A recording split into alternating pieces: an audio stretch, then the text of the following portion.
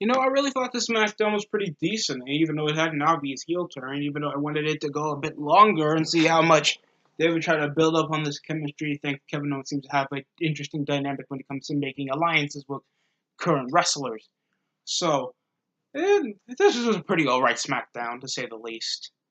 Even though I thought it should have been upheld a bit more, and the storylines could have been went better, and more recent conflictions went on, because somehow Elias is just affiliated with the McMahons now after a bit of a opening start to the show with Shane McMahon just praising Vincent Kennedy McMahon, saying that he's a freaking legend. He doesn't deserve to be attacked and disrespected, even though he said that he wished he wasn't born. His mother never gave birth to him. Having sex with his mother was the worst thing. He called his sister a bitch. Let's just keep. I'm sorry. I don't want to ruin the mood of a storyline, but the history of the inconsistency of love in the McMahon families runs deep to over 20 years of entertainment. So, if you have the WWE Network or any other means of watching past WWE content, go and watch that shit, and you would just be like, "Shut the fuck up, Shane, you piece of shit." And all it ended with was Roman Reigns coming to the ring, grabbing a right mic, dropping it, and trying to beat the ever-living piss with Shane McMahon, struggling to sell punches to the face. I know Shane McMahon can be the most entertaining non-pro wrestler in the damn planet. He can. It's incredible what he can do in the ring, even though he's not a pro wrestler, and he's been doing this since the Attitude Era. So you know how much this guy can keep a fan entertained, even having not that much ring experience as Roman Reigns or Elias Sampson that came in assisted in Shane McMahon's assault on Roman Reigns on the 2-on-1 affair.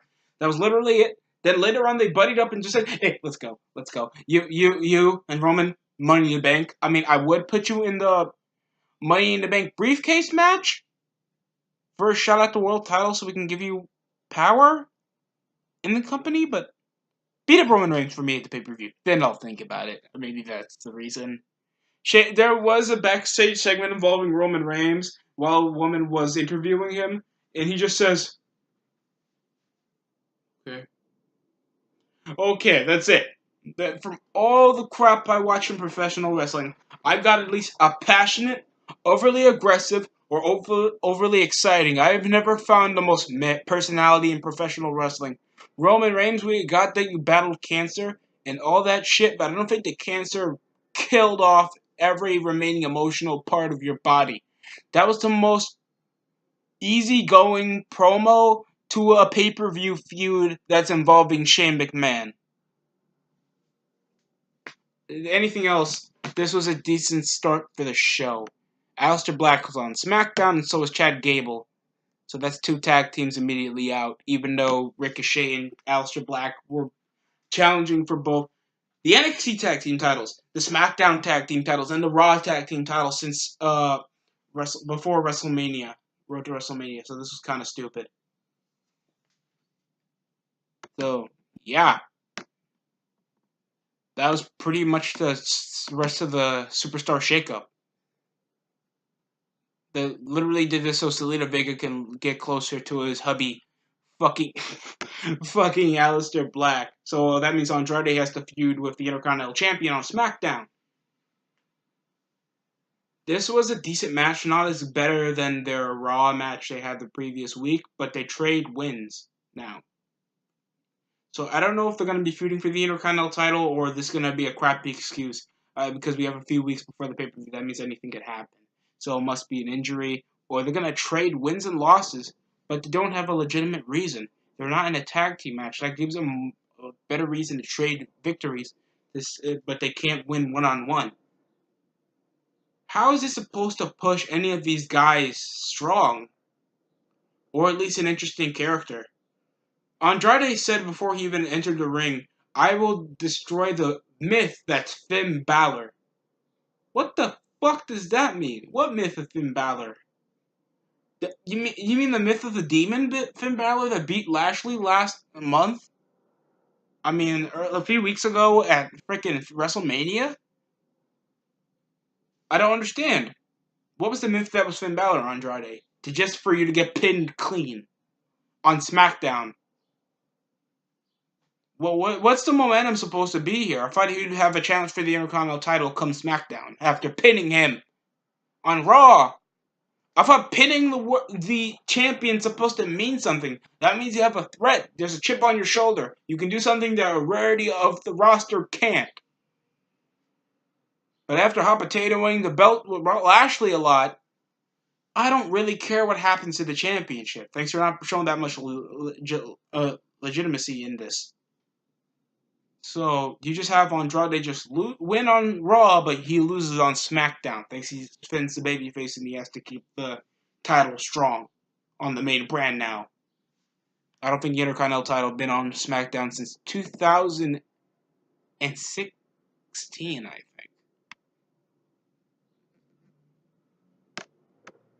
So it was a decent match, but not as bad as not as good as their Raw match they had the previous week. Next up was involving Sonya Deville and Amanda Rose having a backstage confrontation with Paige over their previous group that was the Absolution last year, and then Paige sadly having a career-ending injury and just becoming the GM. I think it was 2017 that was Absolution, and then later on she had to retire from professional wrestling and became the GM of SmackDown come 2018. I thought it was alright, thanks. People want to fuck Paige, plus she was still supported by the fans. But they took it like I don't understand. The tag team titles didn't exist the time. So Paige was affiliated with Absolution. So what was the point of this? What success did they have? Amanda Rose never competed for the women's championship since this year. You guys never had a shoot relationship or a work relationship, depending on even fucking on screen. What was the point of this? And I don't know why Paige is, an English-speaking British female managing two barely speak, not that good in English Japanese professional wrestlers. I get that they're commodities and, former longest reigning NXT women's champion, and of course a big NXT pickup from Kairi Sane would be big.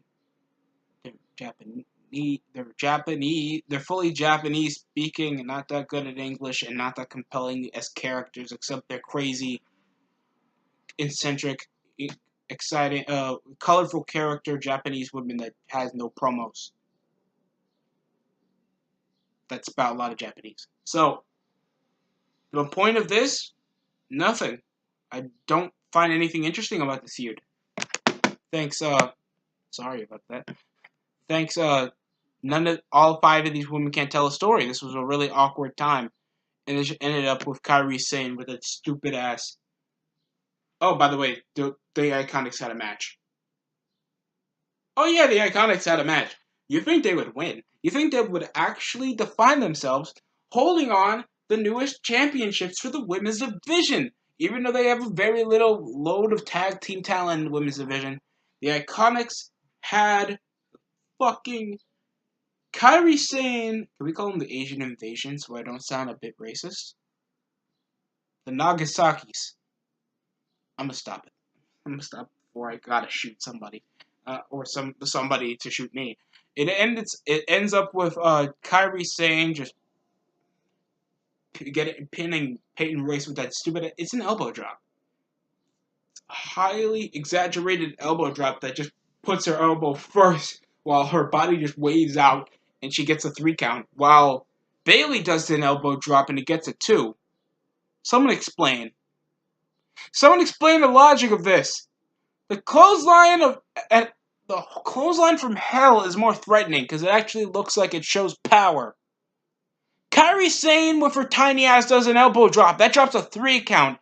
Bayley's the size of me, and she gets a 2 count from a simple ass elbow drop, but a belly to belly slam gets a 3. The fuck?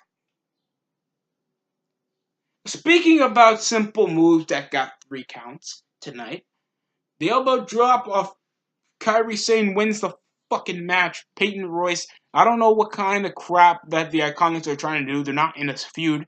No one's number one contenders for the women's championships yet. I think that will happen later on, but they're not telling a story. The Iconics continue to dish out annoying promos with no delivery. At least cheat to win. You can cheat to win as a heel. Not everything has to be high profile bullshit. I get it. You're a heel, you cheat to win, or you're stronger than your other opponent. There's nothing wrong with that. There's nothing wrong with having a heel win. It accelerates the story. It shows how dangerous, how threatening, or what kind of plans that they have stored for the future for a future fucking program with the champion or another competitor. That's what happens. You make logic. The champion's supposed to win exhibition matches to prove the point that she's threatening. The Iconics keep losing one-on-one, but it ain't one-on-one. If it's not one-on-one situation, what the fuck? What is so threatening about the Iconics? They're just annoying, yelling bitches, and they don't even help to win. Why don't they help each other win when they have a friendship bond gimmick, just like Cool? They're just jobbing out on SmackDown now. And Raw, thanks to this is unit brand. Ridiculous. Ridiculous.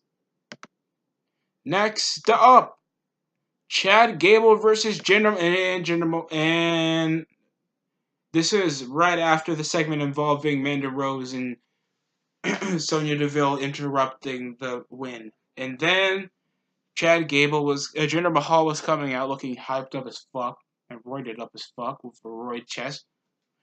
Then Chad Gable came and got beaten the shit out of by Lars Sullivan. So does that mean Lars Sullivan is now part of SmackDown? Because if he is, please. Because he's obviously not gaining that much heat in just two brands. You need to be consistent in WWE or else you're not going to get a full-on reception by the fans. Next up, R-Truth. I am fucking up with R-Truth all the time when I'm off cam. But when I'm on cam, I'm fine just saying R-Truth for Booker T. And now I call... whatever. He's actually being taken seriously, and after assaulting him the last week on SmackDown, he actually wants some vengeance and tried to toughen up and beat the shit out of Lars, but Lars was too strong and scoop slammed the shit out of him. It was good to see R-Truth actually growing up a pair and taking out his retarded nigga moment and actually come in there and trying to have some payback over Lars Sullivan. That's what you're supposed to do. So, good for R-Truth, I guess. I'm shocked that he didn't show the same attitude after getting screwed over by Nia Jax for number 30. I think she's injured. And for number 30 in the Royal Rumble. You know, how does a female just take your spot for the number 30 spot? That happened to me. I'm shooting the bitch in the leg. She tosses me on that Minitron. Next up was, of course, Charlotte Flair facing off against Belly. The person who wins this will be the next opponent for the Unified Women's Championship. With Bayley actually being overly aggressive and showing character and wanting to know if she can actually beat the women's champion. Thanks, Becky Lynch is facing off against a new opponent. Another lengthy, athletic, tall, blonde bitch that's entitled to become women's champion.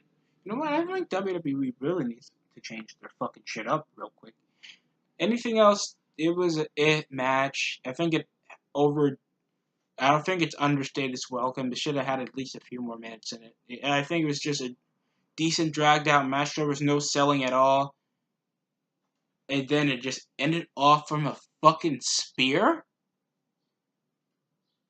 Do you think Bayley's that weak that a minor move like a spear, then she does the absolution, and then figure eight? That should be the finish, shouldn't it? Nope! It's a goddamn spear that finishes off Bayley on the last women's match of the night. It wasn't even that much offense that Bayley put in. So we got a future number one contender for the women's championship coming out of Charlotte Flair. And next up was involving the most irrelevant WWE champion of all time out of Kofi fucking Kingston. From all the things, I get it. He's the first black WWE champion. Big whoop. What character does Kofi fucking have other than being a PG-rific, a Nation of Domination, gay pride ripoff motherfuckers? I swear to God, bro. There's been times when I think, oh, it's great. I mean, it's great to see what we've seen this stuff before. We've seen this done before. So many times there's been unlikely champions. We gave Jinder Mahal the fucking belt. We remember he was part of 3MB. Kofi Kingston has an over faction. He has an over faction with the New Day. Anything else, he ain't shit. And somehow they give him the belt. All because he was this close at the Elimination Chamber, nearly beating a fucking Mustafa Ali. And Mustafa Ali was never given a shot again for the WWE title except that one time at Fastlane that involved Kevin Owens. Kevin Owens wasn't even on fucking Mania and he was healthy. He wasn't even in the fucking... Oh my God, he wasn't even in the Battle Royal. He wasn't even in the Royal Rumble. Thank God he turned heel in the main event.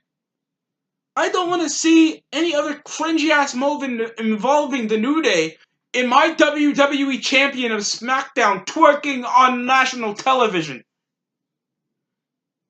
If I have to see Steve Austin drink while trying to dirty wine in front of McMahon, I'm gonna twist my fucking neck.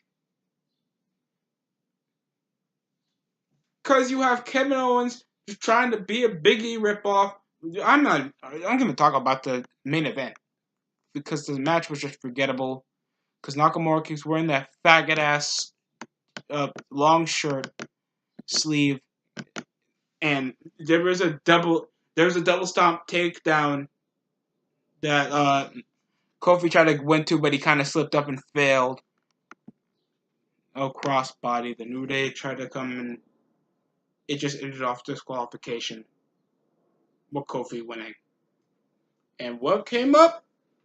Kevin Owens turning heel and beating the ever-living piss out of Kofi and Xavier Woods. And Kofi actually showing some aggression, actually being betrayed. I think this is his first time being betrayed in WWE. Shockingly. For over 12 years, he had never went through an actual storyline.